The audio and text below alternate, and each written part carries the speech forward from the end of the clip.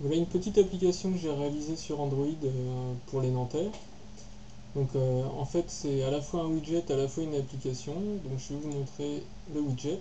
Donc ici vous avez le calendrier qui est calé sur le calendrier de la TAN. Donc en vert c'est le samedi, en bleu c'est les dimanches.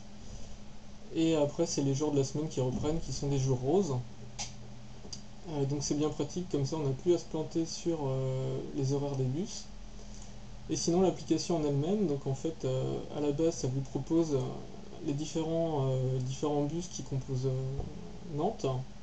Donc ici par exemple on va aller voir les horaires qui se situent je sais pas, sur le tram numéro 1.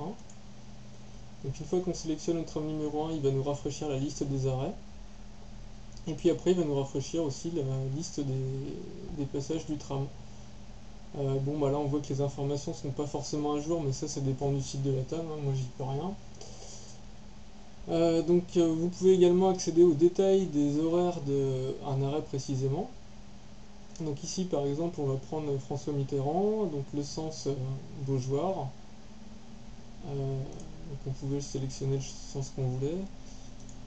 Et puis l'arrêt qu'on voulait, et donc ici on voit qu'on a la fiche complète des horaires de cet arrêt-là. La dernière fonction en fait c'est Destinéo.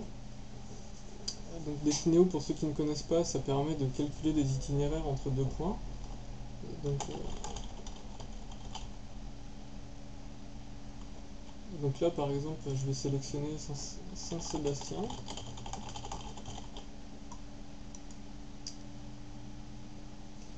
Vers la gare de Nantes.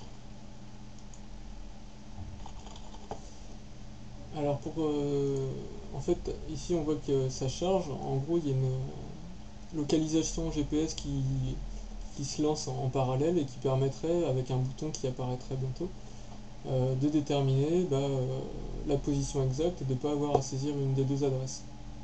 Donc ici on va arriver à 18h, donc on fait rechercher et ça va nous ouvrir directement le site de Destinéo avec les informations qui vont bien.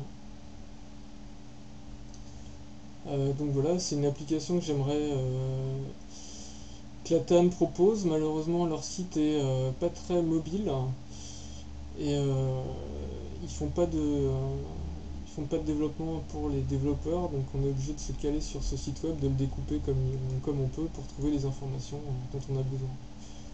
Donc ça explique pourquoi des fois c'est peut-être un peu long à charger, ce genre de choses. Voilà, en tout cas, ça a le mérite d'exister, et puis si vous en êtes satisfait, vous pouvez me faire un retour positif. Voilà, et si vous avez besoin de suggestions d'amélioration, n'hésitez pas non plus.